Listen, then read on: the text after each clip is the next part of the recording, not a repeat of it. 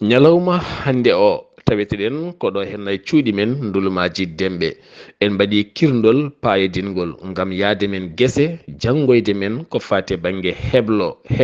taw ganda ko fate bange engrais taw koy bio e gede jaltoje e nder nokkuji men dendine ha feewa taw kadi ganda ko dum jogori wonde ko ene ngardina ndema men moƴƴinana ndema men e ballal musidɗo meɗen woni Saydou Mbaran Ba giwɗo tonto leydi Mauritanie ha to wuro Cioga en yilli ɗo e cuuɗi men ndulmaji dembe bandiraɓe e musidɓe sehilaɓe kala jalti kono kadi mawɓe e sukaɓe rewɓe e worɓe kala ngari tawtorede to guesa men jeeri guesa men Baba Abou Bakry Sarr walla mbiyen Keccel Sarr walla ni mbiyen kadi guesa Sarr Abdoullahi Sarr ɗum noon sikki ala ma on ji gueɗe kewɗe paayodinde ma on ji gueɗe ɗe ganduɗen e nder rendo men ko kañum rendinte fewni ha feewa e dow laarki meɗen binden ganden teskoɗen ko ɗeɗe henne gueɗe goni engrais bio bawɗe moƴƴinde ndema men bawɗe moƴƴinde kala ko eɗen golla ko fate banggue lorgol leɗɗe ko fate banggue ndema maaro ko fate banggue ndema gawri ndema légume aji kala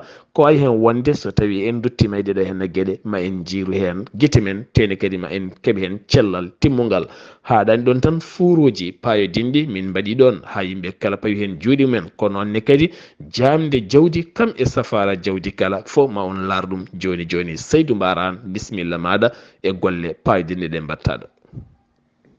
engrais taw ko engrais bio wona engrais chimique holno mbaɗiranten koye men engrais ji mbawen hutorade leyɗele meɗen taw leyɗele men ngala caɗele dañen ngaalu dañen ko selli cellen leydi men sella kala ñamɗo hen sella ɗum woni ko fate gueɗe bio ɗo e ndulumaji dembe addi en ɗo ko heblo e on jii e bagage gonɗo ɗo sikki ala kala ko jiiɗon gueɗal jiiɗon ɗo e koye tarini men ummi alhamdulillah rabbil alamin ɗum noon e mbatten haqqillaji no feewi mbawen waɗande koye men ko nafata en e heblo ngo ma en mbaɗɗo fannuji engrais ji ɗiɗi engrais vert e engrais bokashi ma en mbaɗɗo fertilisant ma en mbaɗɗo pestique taw ko bosson ma en mbaɗɗo traitement ko fate gueɗe piment e laaj e oignon ɗum ko haɓanade ko fate ñaame ɗiɗo matiére uji mbatten hande ɗo so tawi ummima ɗo patuɗen ko wuuro janggo ma en mbaɗ ko fate élevage holko jawdi ko safrata ɗum tawi rafama holno jawdi jamnorto ha faya ma en gartu on kollen bandiraɓe hol technique ne gawirta hunde ha wawa wurde guura hen jawdi maɗa sikki ala koye golle gonɗen e gueɗe gonɗe ɗo humpani noon ko gueɗe mon goni ɗo sen limti e woni ɗo ko bouse vache dubuji 4 woni ɗo ko papaye woni ɗo ko moringa woni ɗo ko nivaquine woni ɗo ko noflay woni condi guerte woni ɗo ko banana woni ɗo ko laaj woni ɗo ko soble woni ɗo ko kaani woni ɗo ko mélange ene lomto ɗum jumri sa dañani jumri aɗa wawi wadde hay sukara men o kono sukara men o ɓooyata ko 6 mois haɗata oɗon yaha hitande woni ɗo ko kosam woni ɗo ko saño koye ko saño maaro woni ɗo to ko koɓi makka e koɓi mango woni ɗo ko ƴulɓe ɗum ɗo wiyete ko poivre angol ɗum ɗo minen mbiya ɗum ko luzerne to amin to ko azote woni ɗo ko blanche hen gueɗal foof koma peese hen gueɗal foof koma peese fumier o en mbi enen jogui 60% mi waɗi 60 eɗen jiilo temedere pour wattudemo temedere koccen wona certaine gueɗe mbatten hen ndennen décompose en mbaylen ɗum wonta engrais o heeɓa 100 woni kutorden so tawi ko hectare il faut daña 400 kilo engrais bio tawi ko fumier mbatta e makko il faut mbaɗa makko 40 tonnes par hectare e dorde noon waɗi ko fannuji dorde ne wuli nguleki ene ɓurti so tawi a rondima ɗum a butti e sardinge ma tan a awi hen so fuɗi ko sumata so nagi fuɗi ko so nagguete ko sumata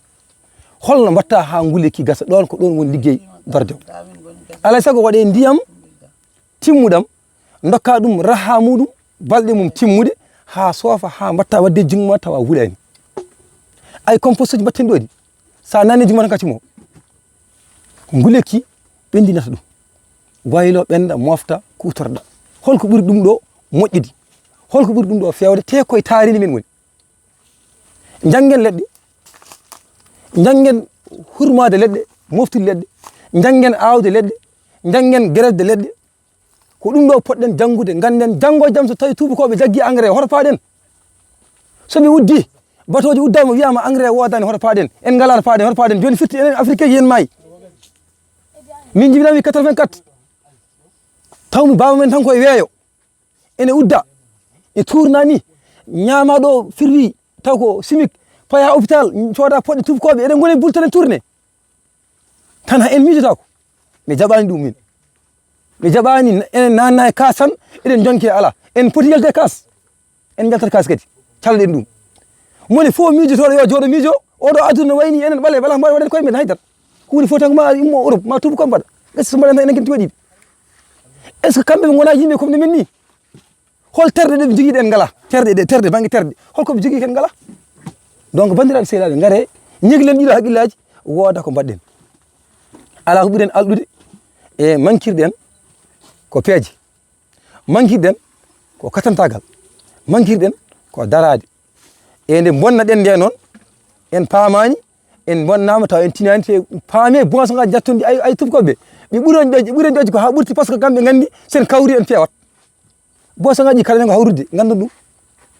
ko jetten ko haɗanen ko nandirde en nandirta hay sen kalde nandirta en jaɓata en lurdat teskade ɓaleɓe ñanden ko waɗi bati fof ko kaɓata en lurdat donc jotniɗen haqqillaji men ɗi ƴeewen wooda ko mbaɗɗen addi en ko fewde engrais ji en ñalawma o nana yaaha euro nana ɓoda en gaare natinen golle e joguiɗo ko windata foof yo jooɗo winda gueɗal foof ganda inde mum binda gueɗal foof ganda inde mum binda mo wawa windude yo heeɗo min mi wona bindowo mi wawa windude te komi ganduɗo ne gandirmi ni ko noon gandi o ko andirta mo windata noon andirta ko haqqille andata mo janggani e janggude fof ne ganda gandal mum tan ko juuɗe Allah ɗum noon koccinen golle jagɗon pause mbatta kadi solution goɗɗo woni a dañi solution aɗa watta ɗum liquide ko 180 litres wonata o barigal 200 litres ƴetta itta mbaɗa 100 litres o d' abord goppa 80 o ƴetta 2 litres kosam lait e 2 litres oɗo litre jiɗi mélange a e ndiyam sa gayni ƴetta solution kaɓɓa 10 kilos e harkille e ɗum harkille tan kaɓa 10 kilos lomba hakkude e 100 litres e bergale 80 litres ɗi fofta dow hen inde nde kadi Saydou Ba joni ala ko Saydou Ba d'accord Saydou Ba eyyi ngam min ɗeɓa yawde famde tan joni no puɗɗoriɗa ni 1 litre oɗo mélange o plus 7 kilos saño plus 3 kilos leydi galɗudi eyyi joni e litre goto kosam ɗo rendinte wadde hen mbiɗa e holɗum woni solution ɗum ɗo woni solution so rendinama eyyi mofte 25 jours ɗum ɗo foof ɗum ɗo rendinte mofte waɗe pendant 25 jours waddetake ndiyam wattaki haydara mélange on so mélange ama gasi waɗe ndiyam waɗe ndiyam a mélange ɗo eyyi joni ko ɗon jinnomi e kosam ndendata siwo goto adore mélangé ɗo hakkude makko e te riso ha gasa mi ndiyam waɗa hen mélangé taw wamata so tawi wami matière o samata wami nawde matière o min de hunde fof ma laɓatande wonno min jiiɗi ko jangguinoyi alsan hokkam ɗo jegge ɗon ndiyam anani nde wonno min jiiɗi ko famminoyde somin pamminoya taw min paami tigui rigui joni noon haaliɗo joni solution o ɗum ɗo oto arde wamina wayne ko nandi hen si firti ko saɗa rendina ɗum aɗa waɗa ɗum mélangé sakkoto ko ɗum ɗo fawo hen ɗum ɗo fawo hen ɗum ɗo fawo hen ɗum ɗo holko hani sakkade saɗa waɗa mélange eyyi 3 kilos mbatta 7 ittata firti ko o saña ko sakko saña ko gadotoɗa oɗo 3 kilos te riso e koɓi ɗi gardata eyyi kanƴi gardata eyyi mélange aɗo ha mélange o 7 kilos saña o eyyi e 3 kilos te riso kañum ndendata est ce que o lokket o howru wala ñama ko noon layo lokket hurna atlon terris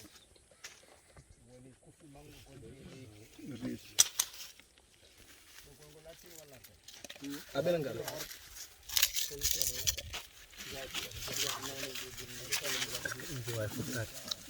joni ana awtara fuɗɗo ɗiggol seeɗa ni aka fuɗɗo ɗiggol tan ɓeydo saydu yiɗa ko sa so tawi teeri so waɗama hen goɗɗum ɗum ko ɓeyde fawete hen ɗum no irtodire mbiɗa 3 kilo o e 100 no irtodire eyyi mbatta hen gol ɗum haalano to goɗɗum ittira 3 kilos yantiɗo hen ko solution oɗo so ndendi tedderɗa tan ko rendinde mélange o e kosam ɗum andi d' accord caggal ɗum on woni premier mélange avant ndiyam e caggal ɗum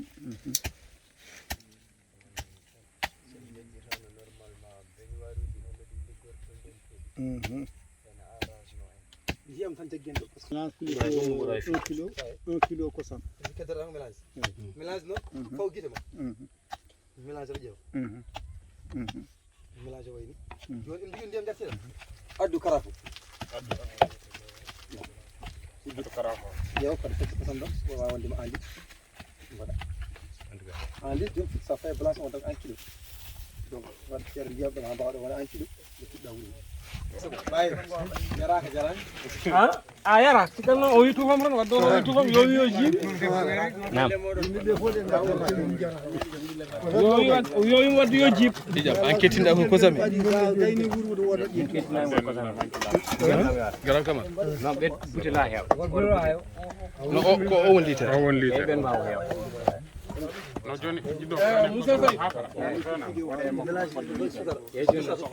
e kono joni a waɗa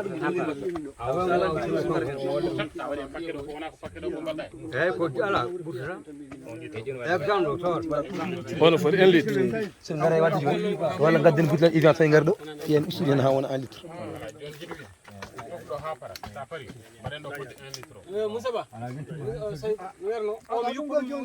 yippu ɗo ala hankkadi ala unta yippuɗo tan ala untanga yippuɗo kam ala ɓurani o timmani ko feccere litere kam o gano o ɗum ɗo feccere litere ndiyam tan wontata ko 1 litre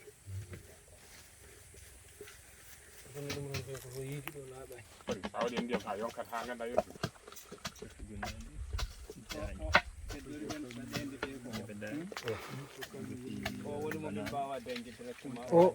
deuxiéme formation mo addo aw semence holon o hol yo mo addo semence woni mo gadduɗa o potangol e potan mo addo semence eyyi o addan awdi mo waɗi potation ko e kanko ko dadiri se tan ko waɗi potation ko azote waɗi potation eyyi waɗi potation ko ɗum no ɓiya ngala potat hay hen goto ala phosphore ngala phosphore non moƴƴi alhamdulillah ɗum wonno question par ce que janggo aɗa wawi ko awata ko awate ko ne wawi lelde mais sa yiiɗi continude wona ko 1 kilo wona est ce que mi sikala o bonna ala bonna ko set ala bonna tan set ala bonna e on respecte les mesures e wiyon ko quantité kala ko ɓurti walla ko manki ma ko bonni donc so tawi a jangga hunde ala quantité ala mesure fitti ko haydara hay donc noon en mbi en timmini oɗo e ko addu kala fof gasta addu ɓen joni eɗen puɗɗo ƴettude kosam ɗam e mélange gadde ndiyam ko ndiyam ga cukalel bisimillahi ɗo ko mélange ɗo ko kosam taw d' abord litere goto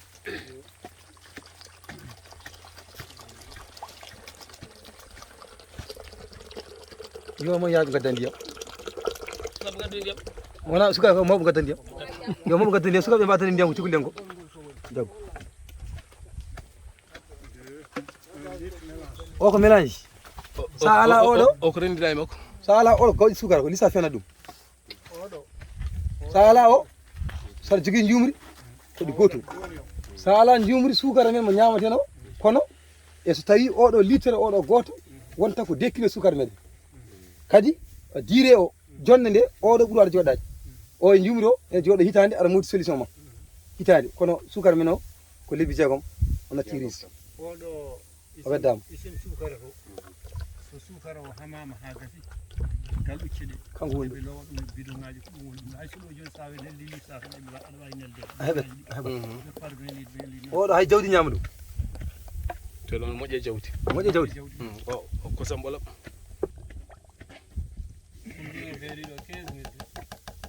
min de ujuna jeeɗiɗi ugi somi ujuna jeeɗiɗi ugoye ujuna jeeɗiɗi ugoye wona ujuna tati min ujuna jeeɗiɗi somi ɗo joni mélange o ko kosam yo leggal irtude joni ƴetten ɗo 3 kilo latteji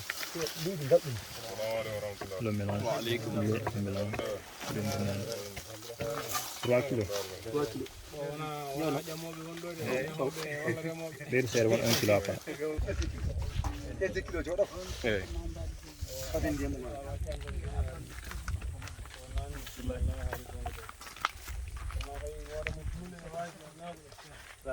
eyo mbaɗon oɗon ceeli mbaɗon e golle e yettude Allah jam mbaɗara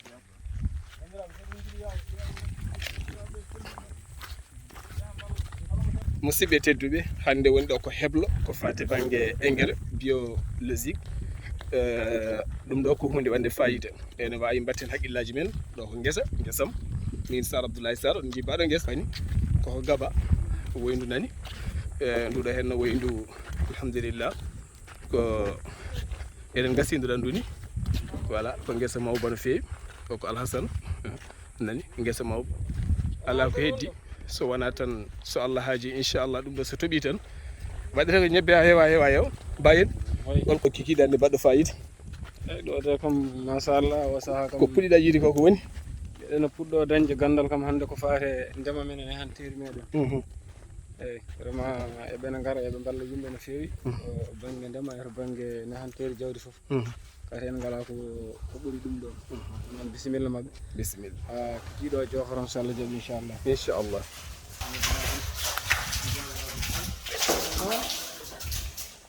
alfil aɗa wawi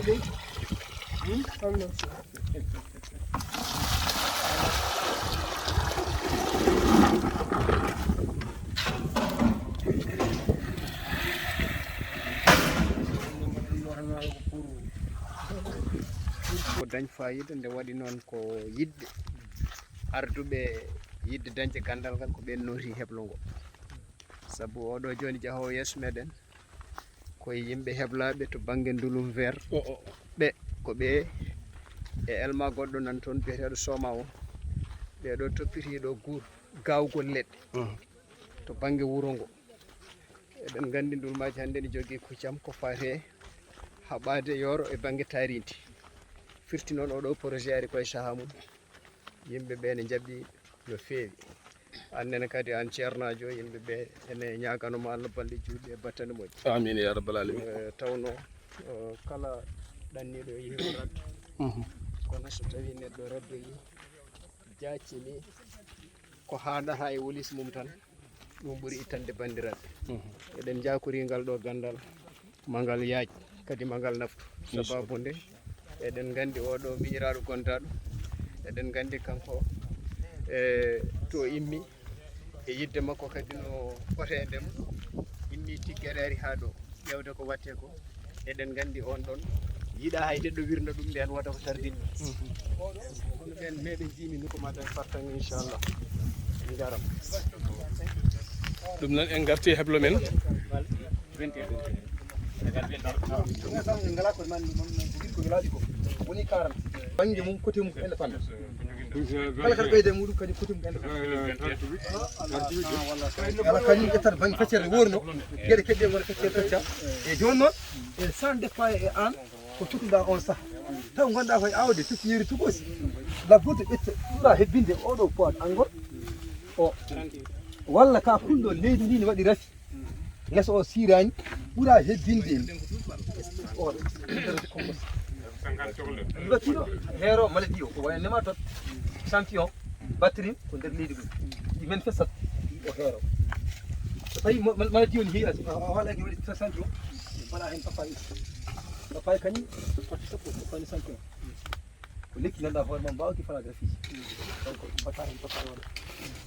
so tawi noon jiiɗa awde fuuɗa ko azote cukalɗa donc ƴetta légume les uji ɗo ñewi hen ɓuura hewde donc sa faami ko an yahata an jonta hoore ma ko poɗɗa wadde to leydi ma ko namdi fof ɗum to namdi ko banggue riche cotation ngala ƴetta fumier o kono ko adda potation mbaɗa hen taw leydi jiɗa ko awdi ari ɗiɗi fof mbaɗa hen no fof dañen joni no foti dañon kiloji laabi fawɗo 4 kilo 4 kilo wona ndiyam ari ndiyam ari bisimilla hol mélange o mélange o yarde yo rilli o joni itu bi ko addinga bagat ma so ris leydi galɗum leydi mum ɗum galɗum mi tata tawi ɗum gonɗi hen a nawdani hen leydi ndi aɗa eyi yaade hen lawol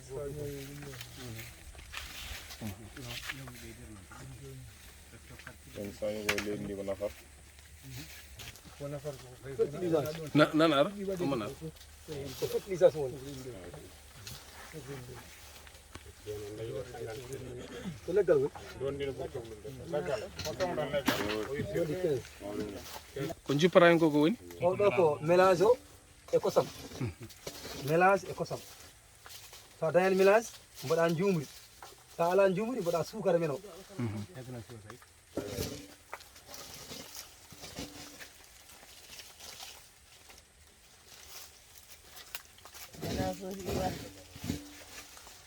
mbiɗa namdal ma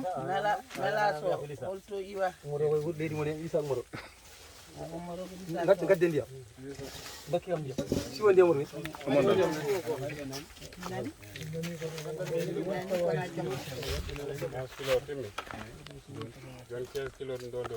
e fawɗo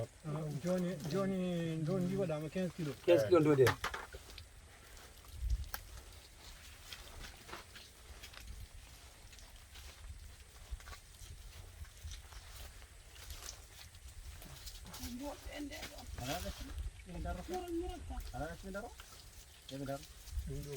yoɓe gar ɓe jangga kamɓe sukaɓe ɓuuri welde haqqillaji kamɓe pewnante ɗum ɗo ko kamɓe jeeyi ɗum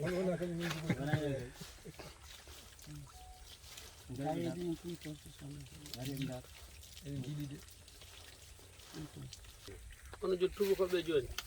e poti yidde on onon e fan moƴƴotoɗum ɗo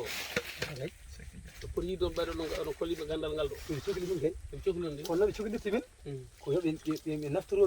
min mbasa naftude Afrique ɓaɗo honoɗo yimɓe eyi ɓe cohlirta min noon hebde min ɓe jaɓa min financé ɗum jiɗom namde ɓe keeɓa gandal ngal ɓe mofta min tawa Afrique huɗata ko ɗum enen gonen kadi majjiɓe tan tout le temps voilà e gonen majjiɓe tan tout le temps ndewen mabɓe ndewen mabɓe tout le temps ɓe jiiɗa kene nafta men taw iwani e mabɓe saabu sen mbawi ɗum ɗo joni ustat doole mabɓe e meɗen ɗum wamata ndiyam ɗum yahata ɗum jaggo tan ɗum woni ha ɗiɗon so haami ndiyam hankkadi matiére o yahat samat ko cohluɗa hen ko ɗo joni balle hen sac o baɗɗo bus yiyata hindi oɗo sac mo juuɗi baba juuɗi wonde moƴƴi yiyata hindi walla barigal ippa hen joni noon so hoɗema lowde heddanam ɗon seeɗa hay so dañani ma nden takkere hay so dañani ɗo addu sac o koye perméable e on waɗi ferméable on waɗi ferméable sakuji ɓeɗa ɓerta heddanam seeɗa heddamen seeɗa o koɓme takkere voilà ɗum ɗo fof waɗi ɗo joni a kiɗɗatno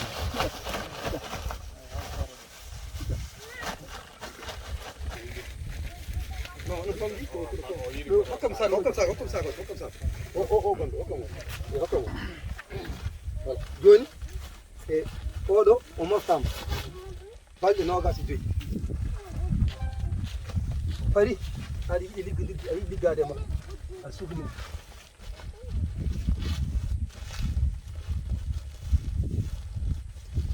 barigal maɗa 200 litres pour pamo bargal 200 litres 200 litres ndiyam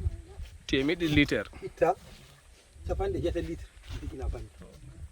heddo temedere on ko 180 litres mo tawa capanɗe jeetati litres heddo temedere ƴetta solution mannoɗa o ɓenduɗo kiloji sappo litta hen ƴetta litre uji koso litre uji miyel walla mélange mbaɗa e bergal ndiyam ɓolam ɗam irta ha gayna facca o on banɗa mélange ɓendi o mbaɗa kiloji sappo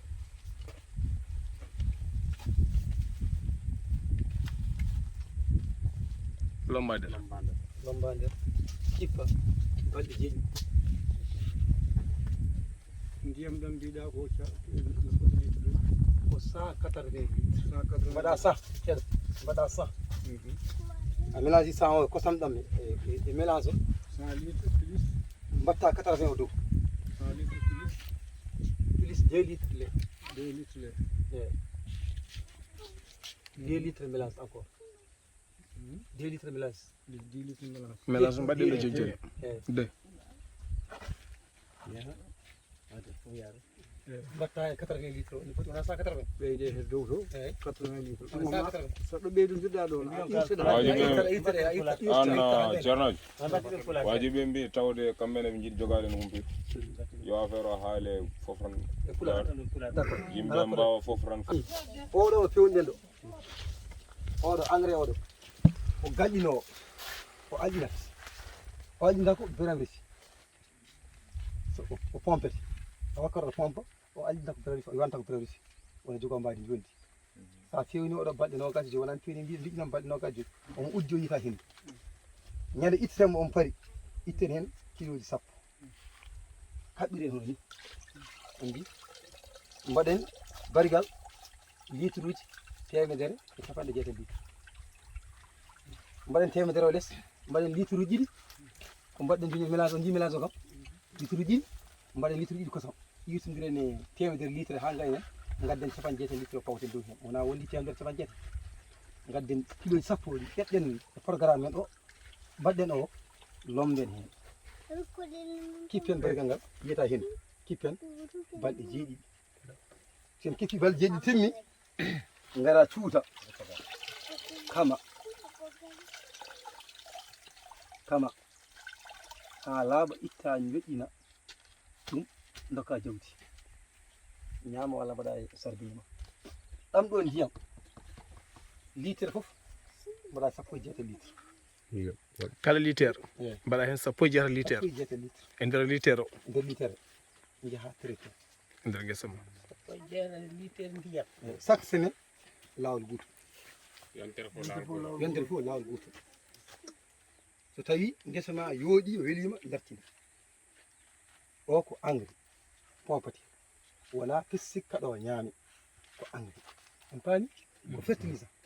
aƴƴina ne waɗe leydi ene waɗe e foyeji leydi noon litre fof ko 10 litre ndiyam mbatta taw ko leydi litre fof ko 10 litre ndiyam mbatta on paami ha ɗo so tawi ko leydi ko 10 litre litre 10 litre 10 ndiyam so tawi ko ha ko 17 litre on paami ha ɗo jogiiɗo namdal haɗa men faade tan mbiɗa jogui hen namdal joni so tawi woni aɗa fampa koye nder guesa koko wawi wonde fof so gawri so maaro so kala gerte ko wawi remede eyi so leɗɗe kala ko wawi remede ene waɗe hen joni so tawi woni guesa maaro so eɓe waɗi ndiyam ha heewi aɗa wawi fompude walla taw so baala ndiyam taw guesa ba hoore waɗi ndiyam taw guesa ba hoɗum waɗi ndiyam aɗa wawi fompude hen fompude dow foyeji walla e nder leydi so taw maaro kam wontat tan koye nder ndiyam joni noon so guesa ba no ndiyam aɗa wawi rewde hen aɗa fompa walla ko maɓe ɓeeɓa ala aɗa wawi pompude sa gay ko sa an est ce que aɗa wawi yaade nder hen aɗa wawi so sa jogui lawol aɗa yaha aɗa jogui botuji ma aɗa wawi traité min jogui pompeji pompeji mbaɗata ko 16 litres ɓuuri hewde 16 litres mbaɗata joni noon 16 litres o sen wawi ƴettude 1 litre o taw ɗo wodde nder ndiyam joni a ustat 1 litre seeɗa ayo 18 litres woni ƴeew 1 litre usta hen seeɗa pour 2 litres ɗi mbaɗa 16 litres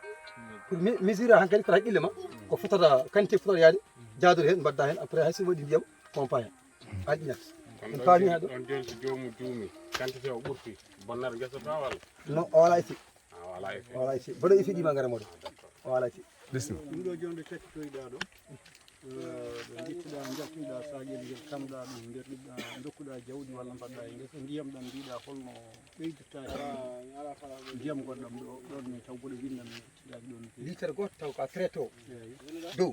litre foof 17 litre solution o ɗo 18 litre e tawi noon koye leydi litre foof litre 10 tawi koye leydi mbatta e litre fof litre 10 litre fof ko litre 10 kon tawi koye guesa mbatta joni min gari e goɗɗo ɗiɓe min jalte o e mélange min gari goɗɗo joni noon en faye bokasi joni oɗo en timmiraka gueɗe meɗen kakken seeɗa en timmiraka gueɗe meɗen joguiɗen tan ko mocci on ay oɗo eɗen jogui engrais mbatten goɗɗo koye makko yaltat kono en peccat mo o nawa ɗum ɗo morse ɗum koye makko fayi ɗum koye makko faano kono yahata e makko par ce que eɗen jogui bossol mbatten ko woni ɗo ko timmata bossol woni en duwa wadde makko 3 kilo walla ha 5 kilo mais ɗum wodani o kam koye makko fayi woni ñeɓeɗa yo koye makko yahata wa aleykum salam gadde oɗo peccel ɗo voilà hiddi ko waɗa engrais ɗiɗo jaade makko kono oko bokkos nda jaggo ganda oko bokkasi an Saydou oɗo hen somin gandi tigui no foti wawde wiyede amin poti wawde dañdemo ɗo poids eyyi poids angol o somin gandi no wiyete tigui rigui e pular eyyi amin poti wawde dañdemo ɗo hen poids angol o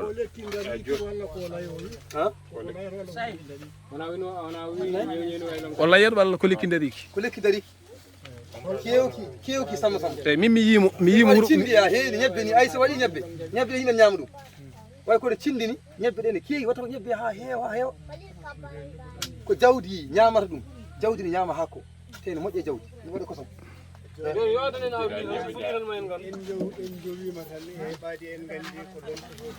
tottumo question ƴewa senandi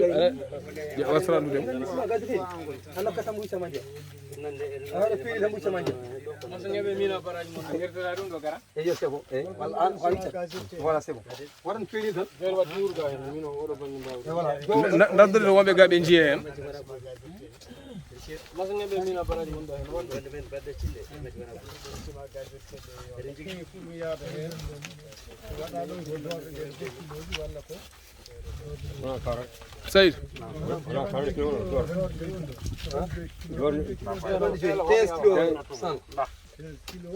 Saydou joni a fatti centre ƴetti centre joni ndondi joni jennaɗe e ñebita yo mbaddaɗe e poids angal o dokkuma 50 e ndondi phosphate o ƴettanma 15 kilos ndondi je 15 kilos ko heddi ko pour ƴetta compléta 50 kilos gonɗi banggue ɗi après siyoyi ƴettu matiére uji ñebedayi poids angal e luzerne e papaye denna ha timmina makko 50 joni pour mi wawa yaɓude hen faama kala hen mo gadduɗon aɗa ɓeyda tan mi ƴetta on goɗa ɗum voilà ɗo joni timmidade enen parta ko timmidade ko fonnarde ko arani mi anda sin famille mi wima joni so tawi a itti 50 kilos jiime capanɗe keddiɗi nande ƴeew itte sappo joyi kilo centre eyyi joni itta 15 kilos centre ƴeewa ko tawi ba famde tawi famde ƴetti dorde waɗɗu banggue wona ƴetti an cuɓɗa sac a itti 50 ma joƴƴi banggue joni ƴetta 15 kilos ndoni ƴeewa ko ɓeyɗa hen e banggue matiére uji ligguinnoji ha wona 50 e dow 15 o pota wona 50 ƴetta noon nivaki taw mi wima tawi ganduɗa huɗo leydi ndi waɗi maladie ɓeydi hen nivaki ko pisti ɓeydi hen ñeɓedaji ɓeyda hen poids angol ko ganduɗa walla ƴa ñew ma gadda mbaɗa hen ha timma tan sagon jiɗɗa ga hen 50 kilo oɗo sume woni dorde ndeɗo kono 50 kilo ƴewata noon ko 100 kilo ƴewata a dañi dorde nde 50 kilo ndondi ndi woni 15 kilo daña sa wona ndondi woni 15 kilo e ɓuurum nde ɗi goni ɓeydara hen ha timmo wona kono noon o wima anani a dañi 15 kilo wona o wima leydi ma ndi so tawi hande waɗi ñaw wawaɗe niva finino o wawa warde ñama ɗum ɗo ñawo wabnoɗo so tawi noon leydi ndi ala ñaw mon jiira fiƴƴi oɗo sa joguimo bisimilla wonmo ñewñewi tawi waɗi leydi waɗi ñaw no wakinino tawiyama ñaw tan ñaw dow ñawles tan anda ñawles ɗum woni so tawi leydi ndi ala ñaw ƴettu ñewi ñeppade ngala koɗo ha mbaɗa hen banana oɗo kañum ene moƴƴi ene haɗa ñaw oya ñebbiday noon ɗon e papaye ñebbiday noon oɗo wiye ko flamboyant foni wawi wonde o aldinat e uddimo ngol makko nane o so tawi no mbiɗa ni ne waɗi ñaw ɓuura hebbinde ala hol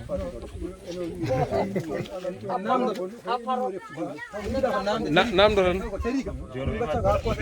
waɗi ñaw ɗigon saptol ñawɗi o hannde namde nango faati ande oɗo mbatte noon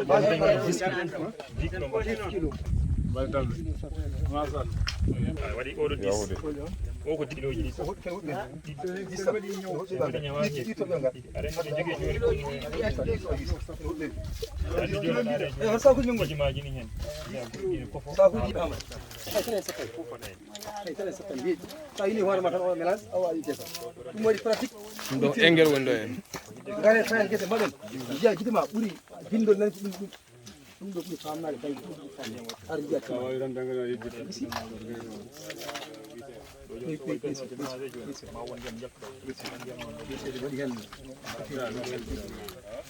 joni ceerno Saydou Ba hen mbaɗɗum ɗo hunde ko ndon julɓe en jupat ko lomporo ha kewɗen wiide ko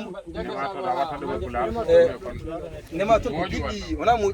gil kon bon kon nane gil ko tokso nane nder leydi yiyata hay goto wawi yiɗum mi dañi yiɗum mi dañi yiɗum kon jiimi ko ɗiɗon jiiti ko ha jiiɗi ɗiɗi woɗɗi kañum 20 heures gondi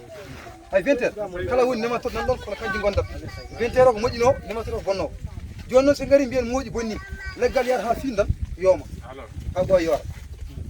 Saydou ɗo hen hewɓe nanta ɗemgal tubankiri nde kono gilkon kon oɗon mbawi famminde min holno kon ɗeɓata waade kon jiyata kono kon bonna nder ganda refma ko nan sa ɗofi leggal waɗa puɗɗe ha heewa ana yi sa yi a ɗofi tan waɗi puɗɗe ɗum ko nema toon hankkadi on naatema ha ɓutti rem guerte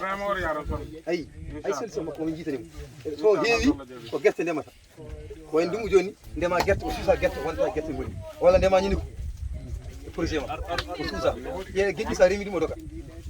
kanko ɓuuri tampinde fuutankoɓe kewo hewani leydi walo no fewi ɓuuri kadi ko jeeri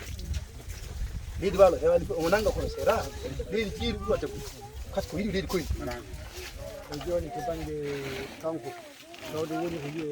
no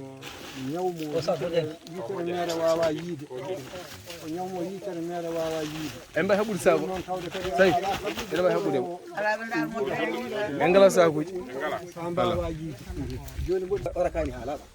kani fof jiyani yora ɗum ko nema sa yi ɗum andu ko nématode fi sikkini ko nématode waɗa noon sa ɗo fi gotal tan ma taw leggal ngal puɗɗi ha heewi ko nématode ɗon feere ala ɗof kani o ha laaɓa mbakkita leydi a faami sa leydi ndi goppa leydi ndi panda semaine nangue fi hen ndema guerte aɗa andi jogol maldi woppuma ha ndungu ndema guerte sa remi guerte dogi o wonta darta ɗo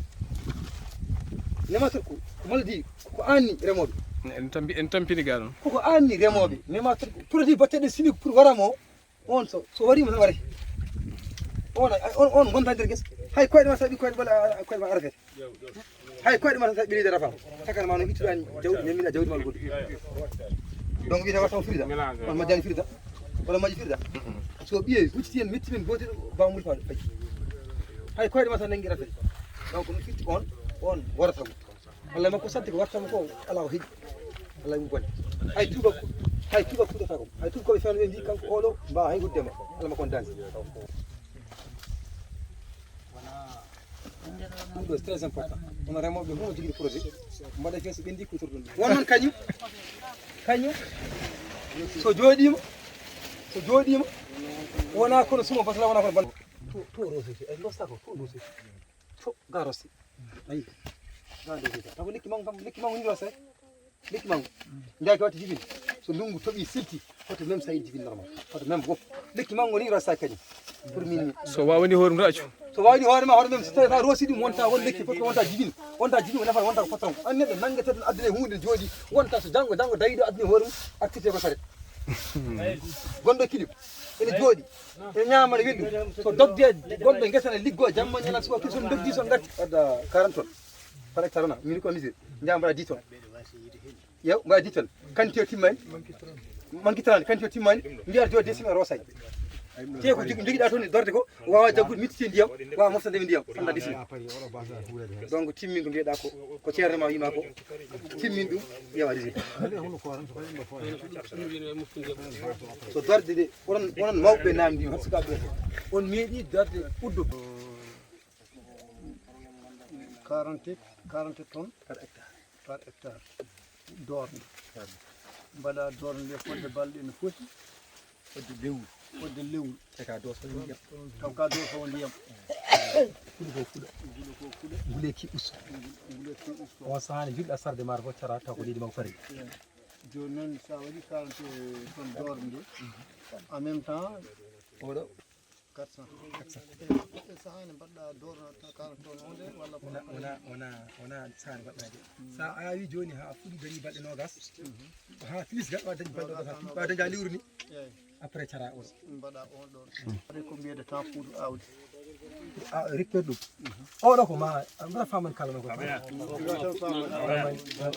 o so tawi a fewni lewru ma gawa fuɗa lewru walla balɗe nogas taw maaro ko ihi cara oɗo o ko safara kowoje ko wayno pisron kusni musi place ñaamo won pikkoji bonno won waɗi ko pikkoji waɗi ko ravasserie nawoji waɗi ko ittoji couleur gilɗi ngara itta couleur priorité ma sa memini tawde wayata kono dolloton ni taw noon ko rafi dow ko ɗum ɗon kowyon kon goni hen joni est ce que kon ɗon kowyon oɗo mo mbaɗaten ɗo ene wawi safroyde ɗum ɗon tawa sodani malla cow mbaɗa hen très bien soble kañum ko safri hoore mum soble ala ko exact ñaamo soble rafi o wona to ummi rafi o ummi koye ndiyam rafi soble ummi koye ndiyam ɗum soble sa ergi sa roosi ɗum tawi ko min zone soble banggue leydi walo ni hakkude irrigation ko 15 jours balɗe sappo e joyyi ayi hakkude irrigation fof balɗe sappo e joyyi so tawi hande a rosat ɓawa janggo dosa soble ma cellata pourquoi soblere yiɗa ndiyam ndiyam ɗam bonnat ɗum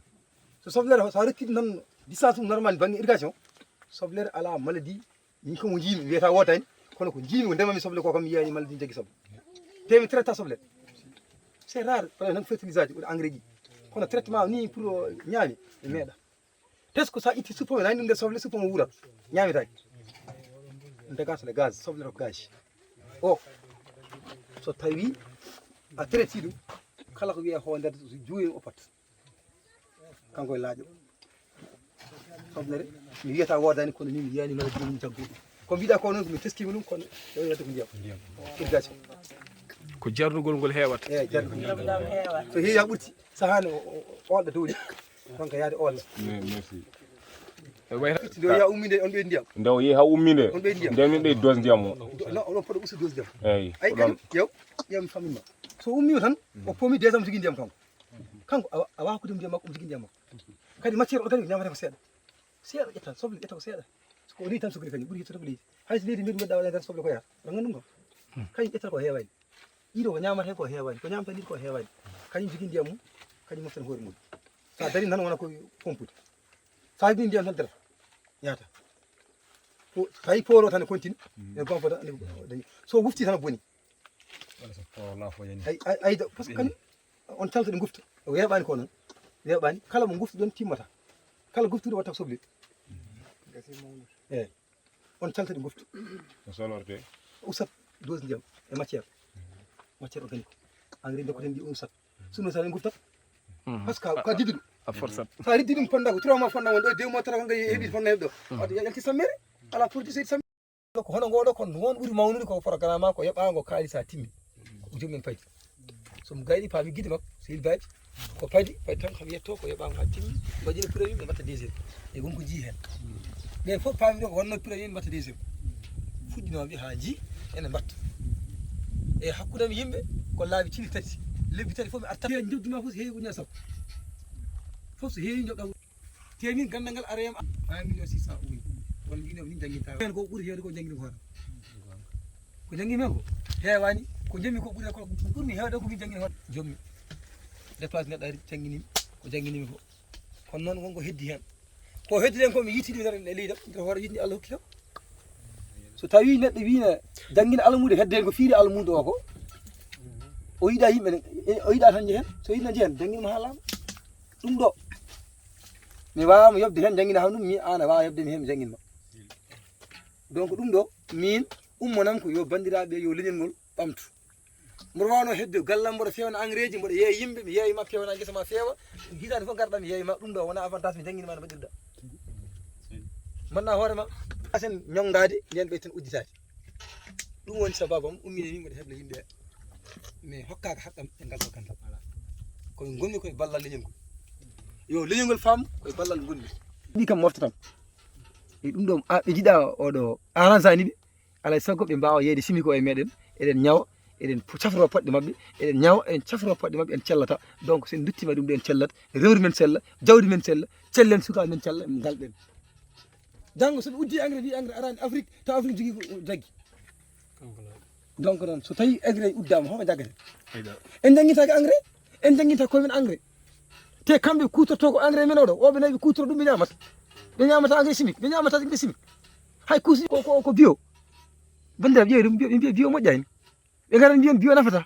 jaɓɓen kadi bio nafata pourquoi te kamɓe ɗum ɓe ñamata maɓe bonna ko woɗɓe ko nde ɓe mbawa wurti kilo soble firti ko dañata dal e moƴƴi dañata halan ko inchallah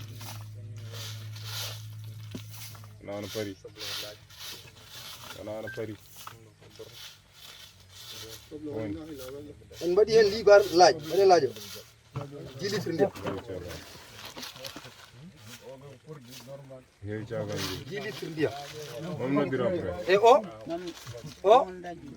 son keeɓi bamamen jaa hen eyyi kono bamamen ɗe eɗe ndefe ƴeewa berwiɗe julani sappo mbaɗɗani 10 litres ndiyam mbaɗa e barmi ndefa mbaɗa e guddi de sa defi ha ɓuuɓi litre foof litre jeta ndiyam on haɓanto ko wiyete acarien oɗon acarien guesse jamala kanko tan ɓolo defaɗo e barmi guesse jamala ni wakinoɗo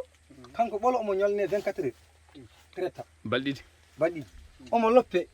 hawo loppe joni maladiji keewi guesa ma famani a fuɗɗi ka famani loppama joni hawa loppo mbaɗa hen ndiyam kama mbaɗama kanko ɓolo a wattan hay ndiyam goɗɗam traita e guesa maɗa won men mbaɗani ɗo men mbattoy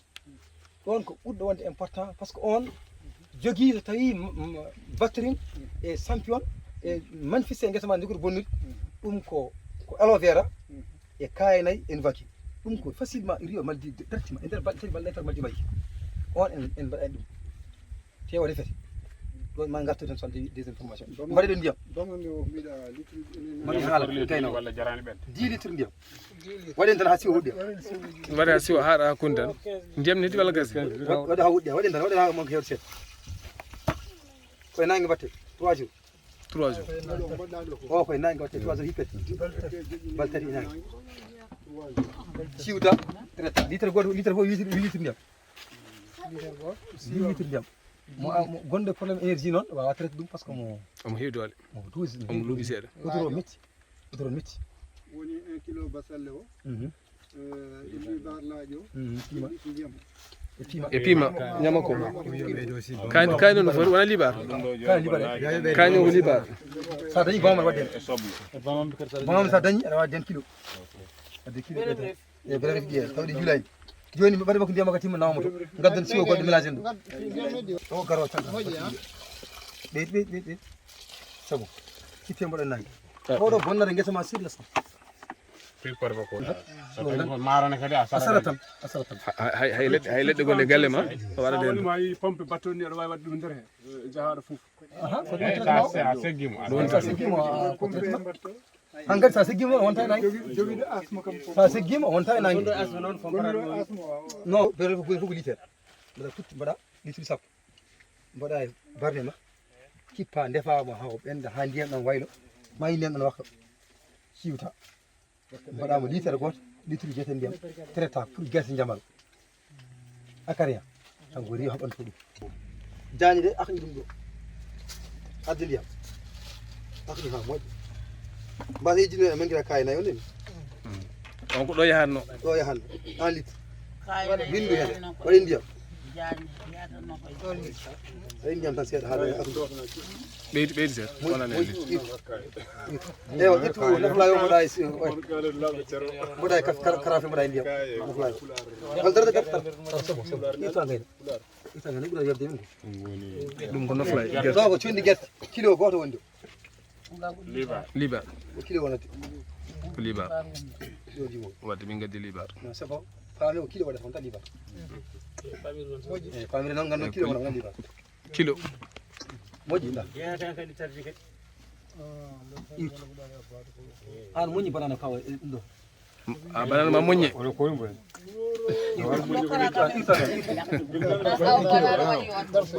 amoññe banana 1 kilo walla 1 kilo e ɓurki ngala hen noon gurdi ngala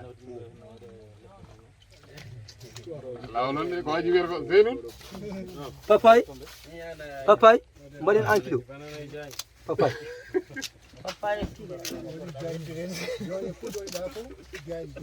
rim ko jañe ndewnu hen sondi guerte woni naflaay jañi ko kilo goto jañi kilo goto ɓuy ga gandal lande fewgal yaya 1 kilo banano kaw wiɗa e ngal hande fewgal 1 kilo walla ala ko feewi e ngal feewi de ha liggima tan ala probléme guerte kilo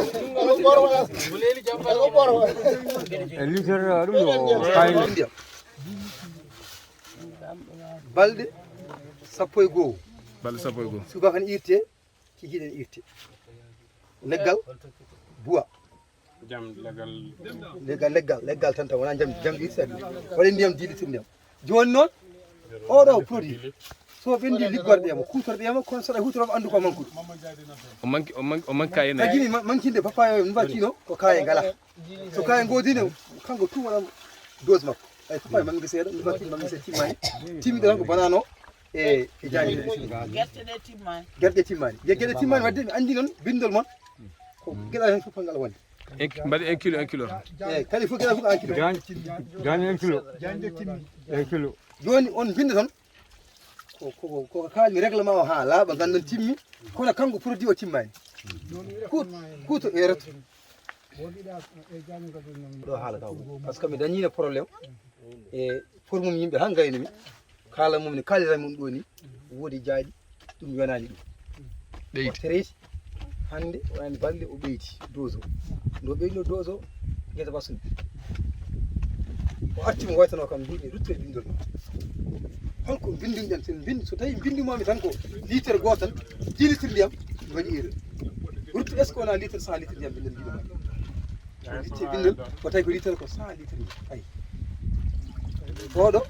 hoto jawe ko woni e makko ko litre ko 100 litre ndiyam litre goto fof ko temedere litre litre goto fof ko temedere litre ndiyam pour mbaɗama 16 litre état bouteille ndiyam e 16 litre o ko 100 litre ndiyam eyyi ɗum ko tawi ko la pépinière maraîchage tan pépinière en taw paaɗen koye min ko sampu dertogal ka haala tan mi ƴeewa sonko gandal jiguen gandal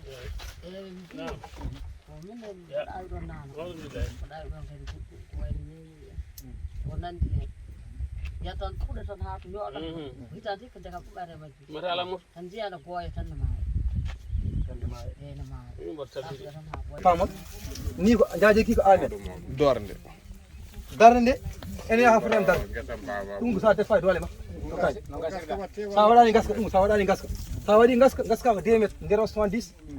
longoro 2 métres nder 70 ni 1 métre ɗum gaska ɓurɗo wonde gorko tan gaska ɓurɗo wonde gorko gasɗe ɓuurata joni noon feñaji noon mbawa waɗi dow gaska so woni 2 mois tan ko ɓendi on yaha 6 mois dara seeɗa kaw wa aleykum salam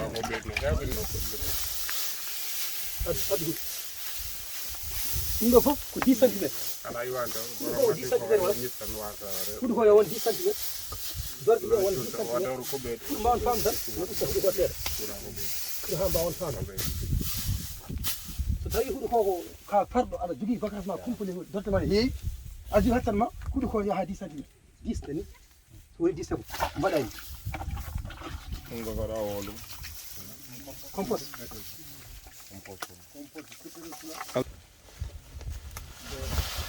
sebo mo def mo def ko ba fam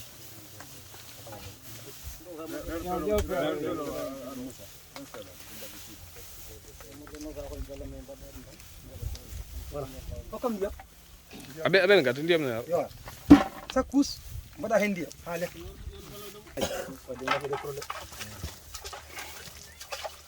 sakus ko ndiyam kono en watta 10 en dara 10 ko 10 kilo woni 10 mbaɗe gas so mbaɗi gasde ɗum ɓuuri hay ndiyam mum ɓuuri waddaraade a fonda niveau oɗo gandi ɗoni nafata ɓindinat ɗum ɓendinta ko huuɗo ko ɓindinta ko huuɗo ko en dorde nde fof kanko ɓindinat ɗum oɗon gandi kam ndondi ko tawi a waɗi banana waɗi hen ndondi ko ɓenda ndondi banana tamate on mbaɗi ɗum tamate on mbaɗi hen ndondi joyi leggal bona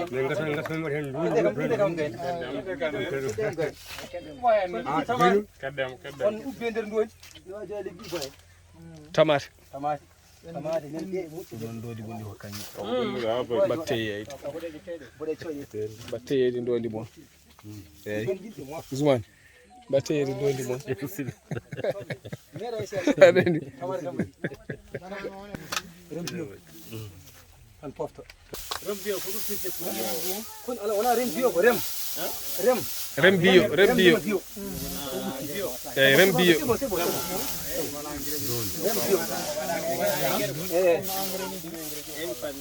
koto ndiyam min woni nan on paami hanko woni hen yarata kono noon wona oɗo niveau foti jogade won noon en paranaɗi foti ko fodde fote ha fota yaha haƴa dow fota ko dari ko waɗon ɗo sokola kon taw ko mawɗi ɗi baɗire détail ɗi dow siwo sari ngesa ba fof ha hawri waɗi ala quantité ko leydi liggi hoore mum eyyi ko leydi liggi hoore mum garega jaafoɗen seeɗa garega haaji hoore muɗum jaafoɗen seeɗa kesiri eyyi leydi ndi ko kesiri nden meɗi leydi meɗi remeɗe o tawi leydi ko risdi o ɓeyɗi engrais ala ko wawi sudiri ndi hay dara par ce que leydi liggi hoore muɗum gaccete dayi leydi golli hoore mum ɗum ɗo ɗon golle fof jaakoɗe ɗo golle so yiɗi wadde guesa ma ƴeyata koto wami ummatto gandata wami ma ummatto so wami ari naata ɗum woni guesa mo jaggata ndiyam joni noon mbaɗen ni mbayɗo trace batte kam seeɗa ɗum ɗo joni mbatta hedde 100 métre walla guesa ma fof ay fay trace ɗum wona fonndi en mbayiɗo essai ɗo joni eɗen fuɗɗo ɗo goto joni o fuɗɗena ko ni mbatta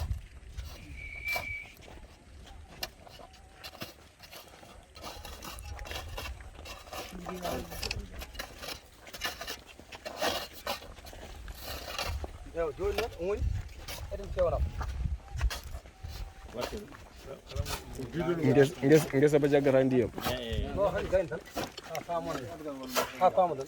yo reedidole itti nder ala itti nder tan itti nder ko dow diɗo ndeta aɗa yaltumti ko reedidole ko seetan na fama arga ha fama wano ga ummoto wona yiɗa heerade wami ɗum ni mbatta yiɗon ko heerade wami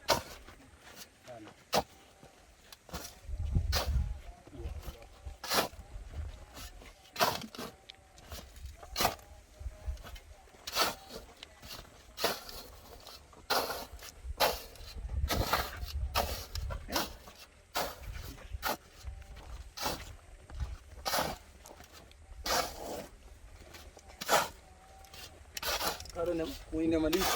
ndi alɗani joni noon dorde nde ɗoma wonayi wona waɗi ɗo goto jiwɗo mbaɗa ɗo goto mbaɗa ɗo goɗɗo a faami oto wonde woni anni ko jafoɗa oto joni so woni ɗo andi jigaka oto woni ɗo joni hoto goɗɗo wona goɗɗo ga woni goɗɗo wonɗo jega bagas joni noon hono garo caggal ɗum wona ayi ƴetta 10 métre waɗo didol mawdu 10 métre ɗe waɗo didol mawdu ayi wona yi one ni goɗɗo hoɗo darta ayi goɗɗo ko ɗo darta ɗo ni so o woppi wami tan o jagga wami wami ga ummoto so o heewi tan wukkita e hoore ni ha guesa ba gasa ni ha guesa ba gasa so toɓo toɓi kandi fof tara guesa ba heewi ndiyam a remata a jabbata par ce que jabbata ha gasa pourquoi a jabbani dorde nde guuɗi sa jabbi ko maya ja koota yimɓe jabbina ndema iwoni wonde ara a jabbata pourquoi insecte andi ndiri ko nana ne wayla dorte dayna ta wadi hudu kadi wala rembe hudu ko ndere tuwa tan jiwan debbo gawri wana ko gawri ko kadi aron tan hakkida ko nderen kadi debbo surtout ɗiɗo yon jagata ko ndiyam so tawi ngesa ma ndiyam ragala ɓenna ndiyam dari dorde nanden aldi o haɗanma soñi ƴiwal tawi don a soñi an kam toñde ka coñam ka coñam matiére gonɗe hen ko nadata gawri ma huɗo awal gawri assalamu aleykum wa rahmatullahi wa barakatuh affaire jihe noon a jarama jihe minen de jihe noon kamɓe jihe feere mum ko nemata ko ha gayna jabba so toɓi tan wawi waɗi a rowani gawri ma fayi ladde sa waɗi ni a waɗi ni a yeɓɓi hen jiri hen ana yi aso so tawa remi a jabbinde tan jiri ta wullo jiri hen wullo bonta wullo on paami so furɗiti fof so tawi hono o remi joni hay ɗo remde o waɗi saret ma sari machine ma remi ha gayna jabbi jiri bonnantama gawri ma fuɗe koye nder minam mi faami donc no accida kuɗoji fuɗe seeɗa ha gayna remande moɓe par rapport adade par ce que tata ko wone nder leydi ko fof ne heeɗi goram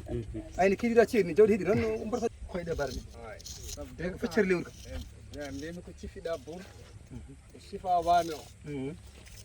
sen teskima hay mawɓe men e leyaɓe mbiyanno seɗen jabba mbaɗen koyɗe barme ça veut dire que andi o lew wiyen ko waɗi ko ɗo wona o waɗi ko parni e leeso fami soit 2 mètres walla ligne o yeehi ha paari o waɗi ko o woppi o waɗi o acci o sa artoyi o mo acci o tollitoni ga goɗɗo ɗi goni luttodirɗi espace o woni ko 2 mètres sur ligne hakkude ligne e ligne ko 2 mètres 2 mètres hakkude ɗum o holli ça veut dire koni togue par men ɓuuri hen wawde famde point ko 2 mètres hakkude ligne ko 2 mètres entre point e point nan caggal mum fami anda gacciɗo espace gaddaɗa o a accanimo oɗo man aray 0 nan caggal makko voilà fami oɗo kadi gartu o on un poisson caggal oɗo ni jara ok en jeeyi oɗon jarlaw ɗum ɗo henna ko makka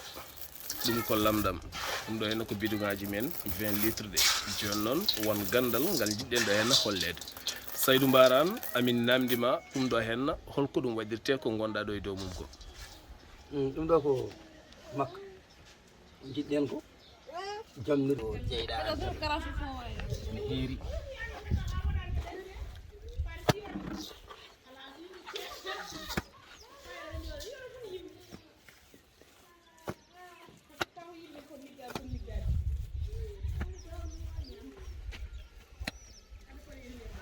engrais wat feere dinni a mbaɗa feere jamɗe naata eyyi joni gonmi koye yaaki ɗum noon fuuro ari ha yettiɗo hen musidɓe tedduɓe eɗen gandi ɗum ɗo henna ko wallude yimɓeɓe ha mbawa tigui rigui dañde ƴulɓe moƴƴe kono kadi e marde leɗɗe ɗe ha defo wawa defirde taw ko leɗɗe muɗum taw wona ene bonna taw kadi ene moƴƴina kadi tarindi saabu eɗen gandi cuurkele defre ɗe foof pay ko dow ene bonnana men tarindi saabu hande en ji waylo no wayni ɗum ɗo kala ko ha ɓuura wawde moƴƴitande en on daari nani koni hen fuuro way ɗum noon way kono stade ni so daari way kono stade baɗo fayni jogori joude nder noon ko barme hakkude mum e leɗɗe kono kadi ma won hunde fayidinde no fewi joni noon musidɓe tedduɓe fuuro yettima ɗo henna eɗen gandi oɗo saaha mo gonɗen yimɓeɓe kala ko dariɓe gam haɓade kala ko ene bonna taridi saabu eɗen gandi cuurki ene bonna taridi saabu sa ƴeewi hande eɗen ɗo e dulmaji demɓe wuuro meɗen kono sa ƴeewi ko defata ko foof cuurki fayi ko dow kono kadi leɗɗe ne seeɗi oɗo saaha mo gonɗen hay soko ngalɗo leggal gotal joguiɗa sa waɗi ɗum lesɗo henna soɓe jaaɓe gayni wadde ma yi leggal gotal ngal wawi defde bottare e hirande kala ha laaɓa ha wiye ceer ɗum yilli ɗo henna ko musidɗo men Saydou Mbarane gorko mo wuuro Thioga ari ɗo henna eɗen gondiri e musidɗo men Alhousseynou Kane kono sikki ala ɗeɗo gueɗe soɗe batti waɗede gueɗe payɗinde oɗon gandi gasani taw ko ɓakkere tan fewna kono ɗeɗo henna jamde maɗe naato hen ko ɗe gonata nappale ɗe kono ma on ji ma waɗo e gudde fewne ha fewa ɗum noon minen e moon ma on ji hen ko ɓuuri labde so Allahu lamɗo o haaji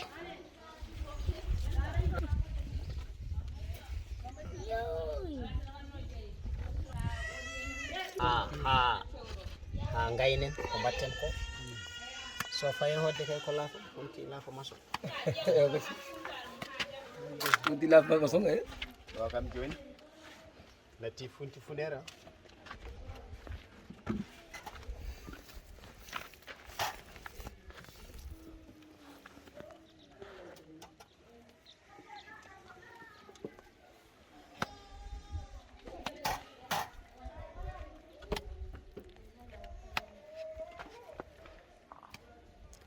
hefte kay hoftere ko mika ko ari ko dilla non tan jooɗi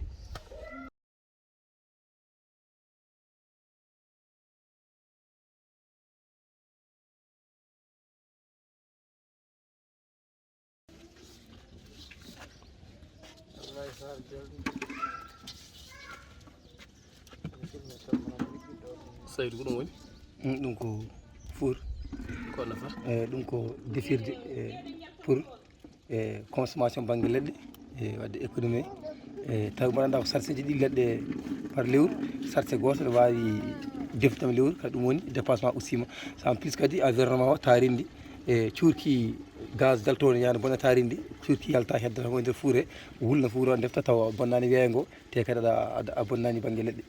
e ko ɗum woni nafoore makko oɗo systéme ko moƴƴo holno jiiruɗa so en garte makko e kanko jiirum so garte makko ma en mbaw wadde économisé banggue dépense banggue leɗɗe kadi ma en mbaw moƴƴinde weeyo ngo to ɓoli men mbawa tobde weeyo ngo wasa bonde ɗo joni omo hama o gasi o rakama hama o gasi o rakama o huɓɓe pour o tiiɗa o waɗa jeygol pour jeygol jaggam o tiiɗa ko kecco o seera keccol ɗo e hirande so Allah jaaɓi e mbawi sagginde hen leggal gotal ngal tan wawi deftude ala probléme ko jillu musidɗo meɗen Saydou Mbarane jiwɗo toon to wuuro Coganede ɗo henna e ndulmaji Dembe kono kadi so jiiwoɗo henna Four o holli en miijo ngo kono musidɗo men ceerno Alhousseynou Kane ɓuuri andirede lolluɗo Kane kam mahi oɗo henna Four ha waydani henna ɗeɗo henna gueɗe ko gueɗe puɗɗen wattude haqqillaji men goho ene moƴƴe leɗɗe leggal gotal ne wawi defdemo bottari ha deftuma nonne kadi wultinanma hirande maɗa ha wuula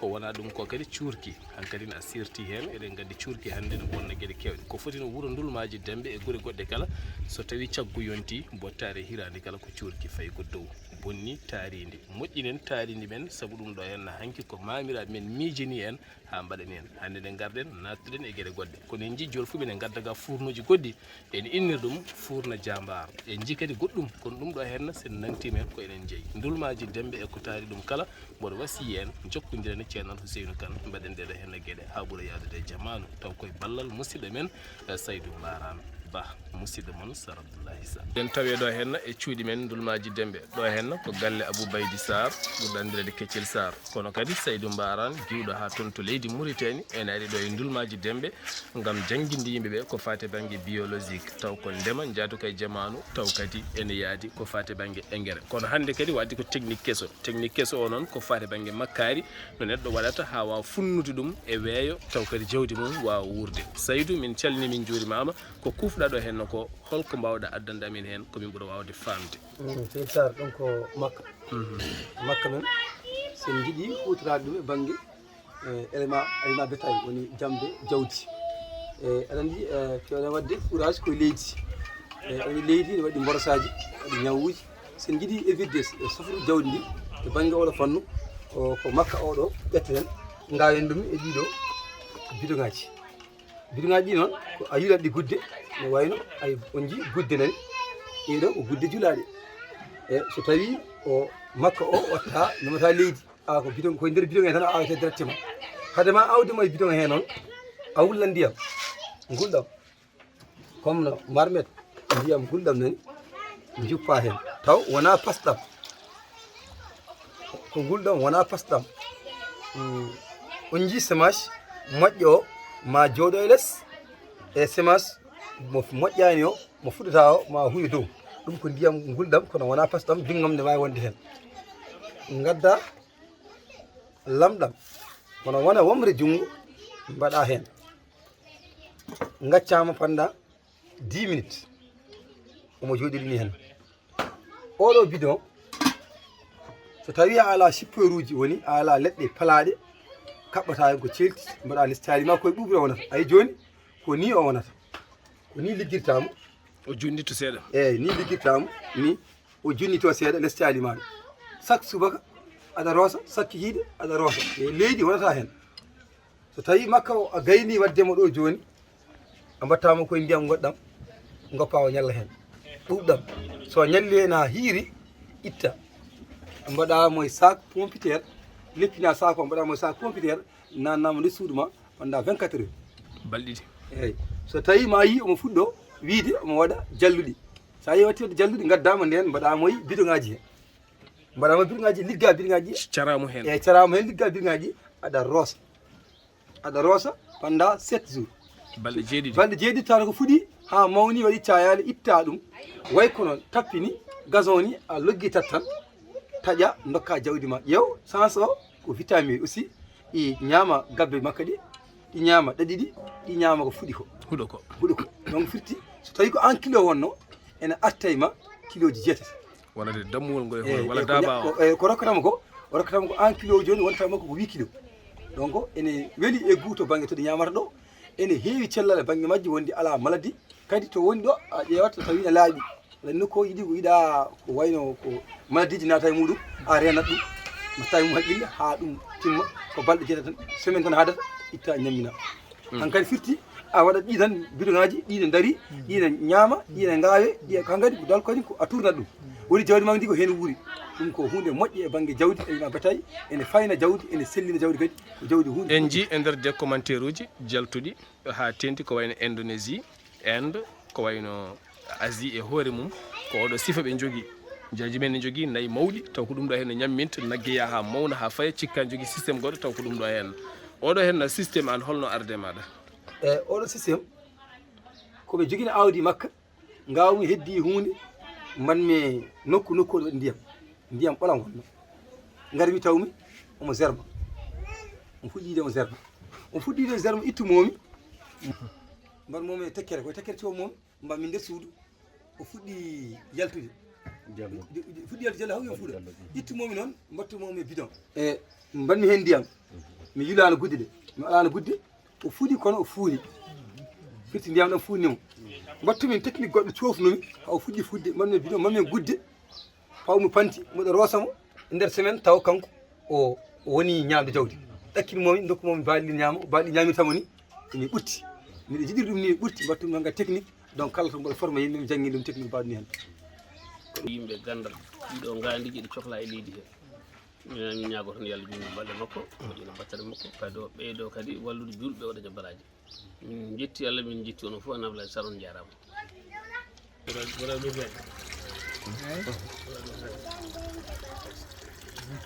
mo rosanta a jogui rosoɓe kay ege maro pora hewde ndiyam ni sago noon sago wona sac pompiére hokkam ndiyam ɓuuɗam joni noon heɗa kala mami so tawi waɗi oɗo joni ha kihiɗe hannde o soofi mbaɗama sac pompiére kaɓɓa hakkiɗe 24 heures ha safa yuur taw so ñalli journée ha hiiri a yiyat jurɗamo ƴeewa so tawi fettani so fettani goppama toon ha jiiya amo fetta waɗi jalluɗi so waɗi jalluɗi gadda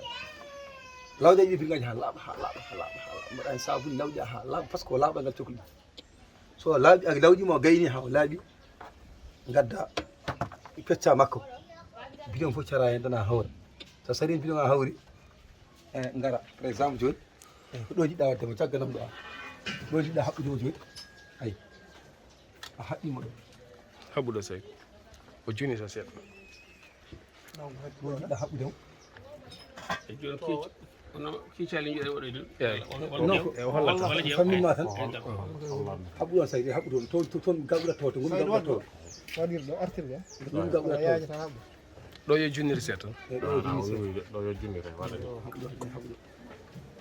ndiyam ɗam yalta haɓɓuɗo yo junniri seeɗa président joni a haɓɓirimo ni hen déjà ka baɗɗo hen makko ha gasi kaɓɓirama ni hen aɗa jo fanti seeɗa saɗa wisi ndiyam ko ɗo bisata ndiyam bisira siesta guite ɗe wiyata mbaɗa guddan tawi toon tan aɗa pompiri ni hen tan ha ganda a ñanena ɗum ɗo leppi ndiyam ɗam wona e sabu ɗo goppa kihiɗi hen gara cakkaɗo siwo ndiyam noon fof walla ne juurinɗa fof tawɗani saɗi seeɗa fof tan mbaɗa hen ndiyam ma yo saha fof tan o fuɗa haw yettoɗo so fuɗa yettiɗi tellina bidon o ha tello ɗakkita way kon tappi alli itta tappi o tan mbaɗa paak taƴa morsoje morsa ngari kuppa mbaɗa tan on nana taƴo nguru ni taƴa ha gasa mbaɗa morsoje daɓɓe morso daɓɓe dokka dammuɗi eyyi nanggodirat ko nanggodirat wona ɗaɗɗi nanggodirat wona tappide ko nanggodirat tappidi ma yi gabbe en goni hen donc cisa ɗum cisa mbaɗa kuppode ganduɗa wawi ko wawi wubde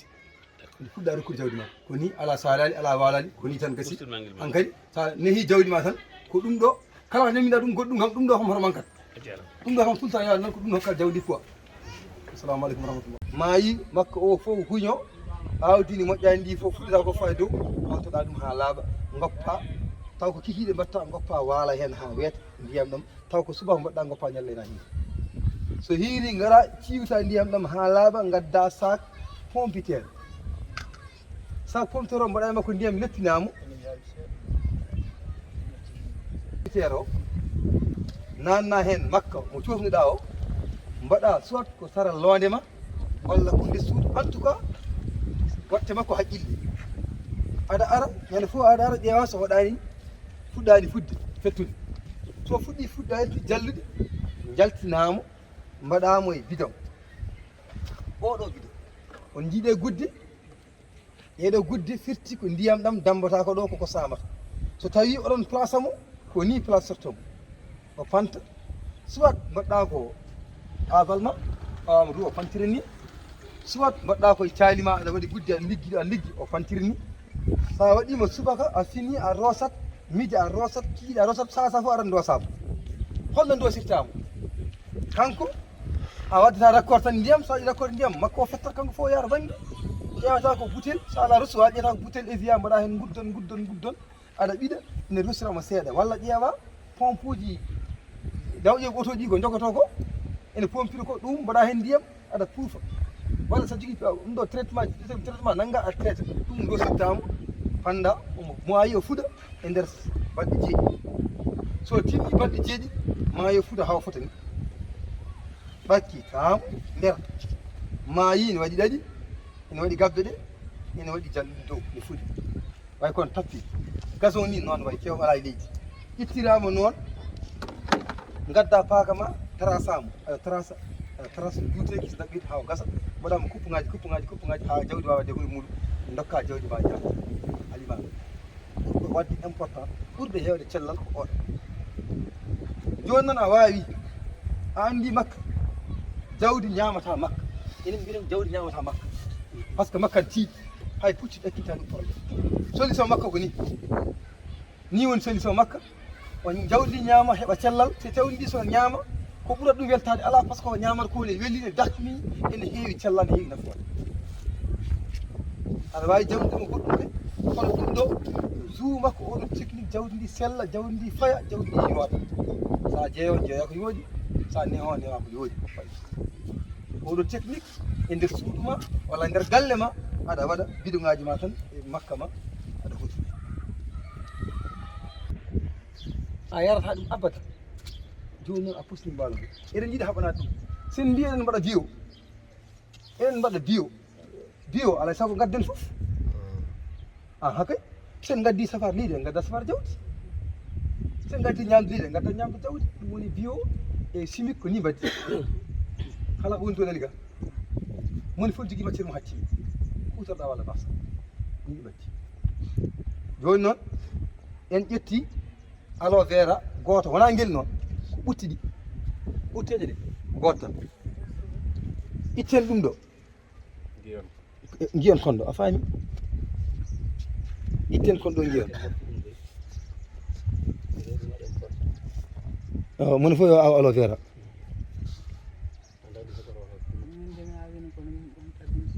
oɗo noon wona bokalti a waɗi goɗɗo ɓutti woni bokalti en mbaɗat tan joni noon en itti o ƴeewe en gaynani so tawi no mawnomon jani itten oɗo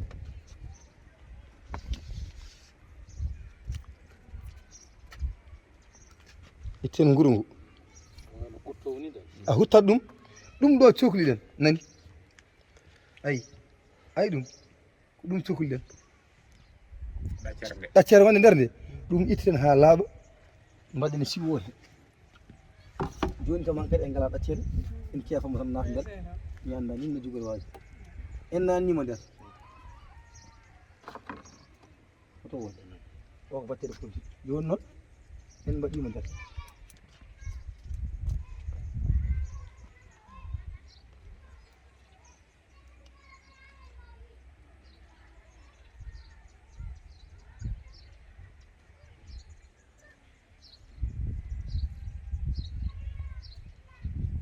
en mbaɗimo nder joni hay so ɗaccere nde no woodi hatta min waddemo nder so ɗaccere woodi wonta nder kala ko ɗaccere nde tan ɗaccere nde tan sohla en mbaɗimo nder fof en tamimo nder ka tan en aloe vera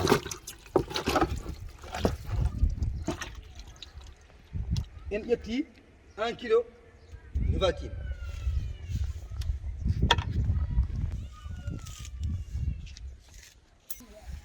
kilo Nouvakine ɗum ganndi nanda kilo mbaɗon libar Nouvakine mbaɗen Nouvakine o nanda kilo mbaɗen libar on ɓuta fani mbaɗen libar Nouvakine eyi mbaɗen Nouvakine libar ɗon ɗon ɓuta yaade fam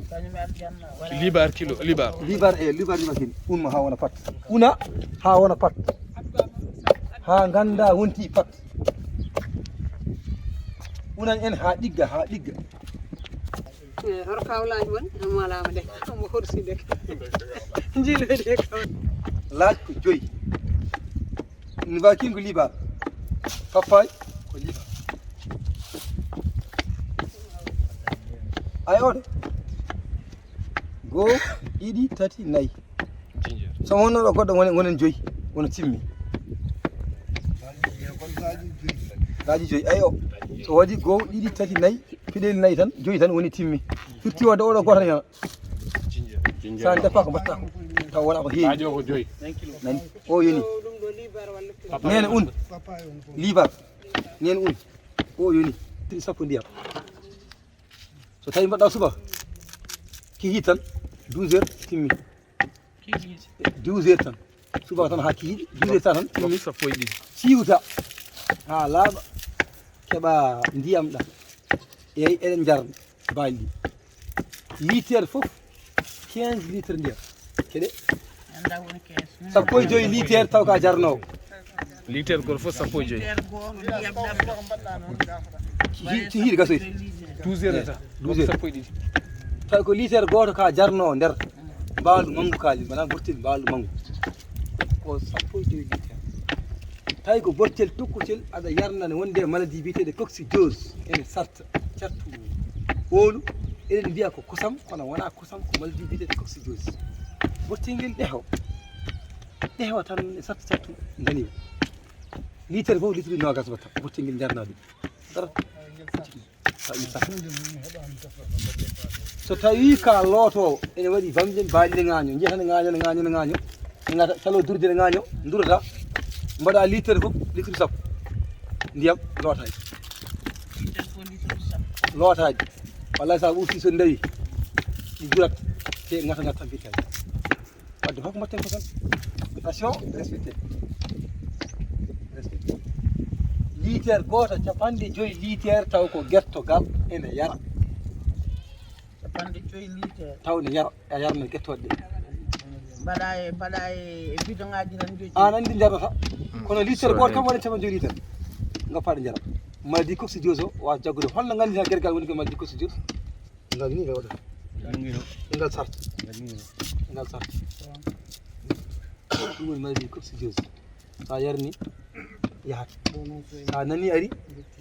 traite ɗum heewi hannde heewi fof ngunuji en ɗum maladie coccygiose ngaño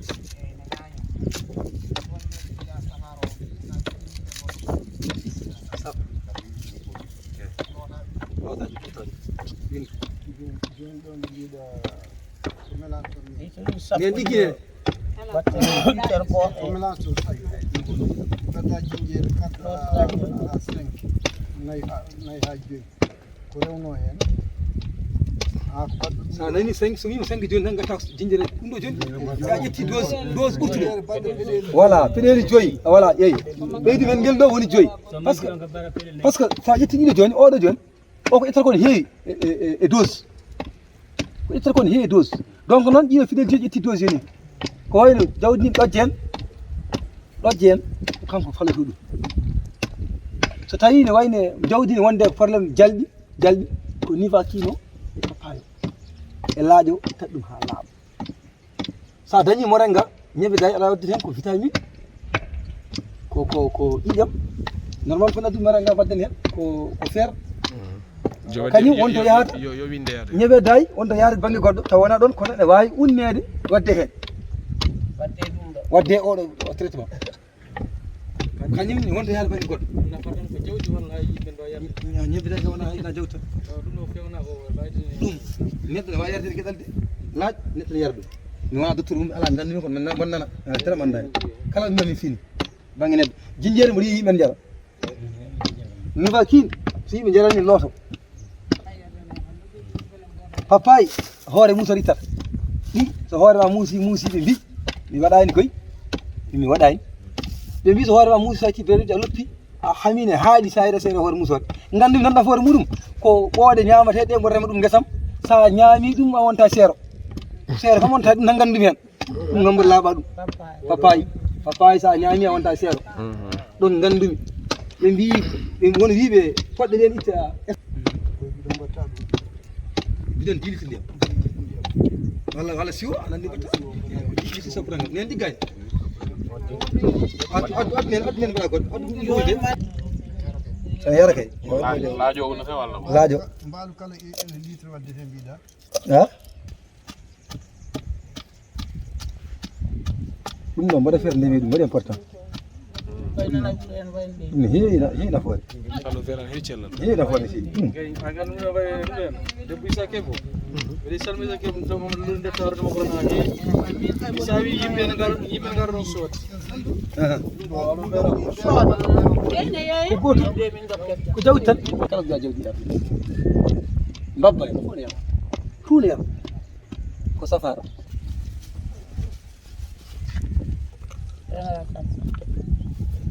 itam papa ko wonde taw hundan ko woni wono alseni yo jogo ɗum ɗo wawi ɓawa janggo yarna men baali muɗum Allah to baali muɗum mamoƴi e ɓunamo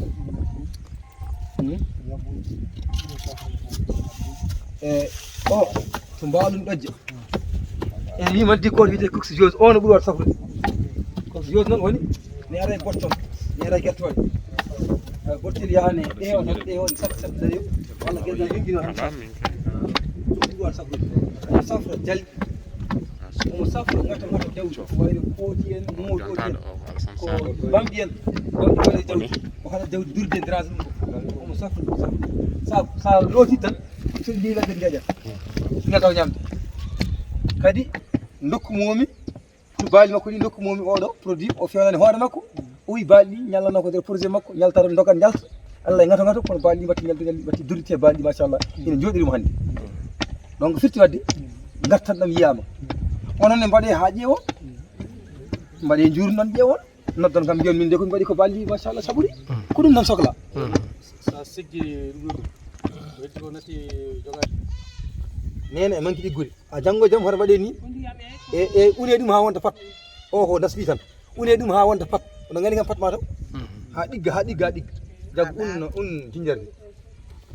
eyyi jinjerde ni an leste nanɗo yo kala hen koɗo une ha wonta pat ha ɗigga hoto keñe ɗe yo ɗiggo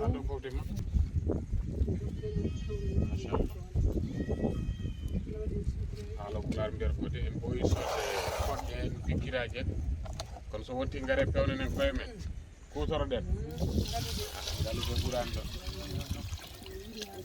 ɗon gara en janggen gande men pewnen kutorɗen ngalu ɓurani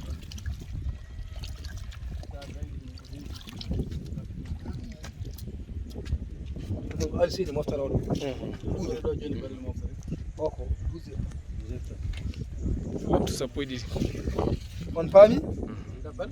sappo e ɗiɗi waktu sappo e ɗiɗi hol bawɗe facce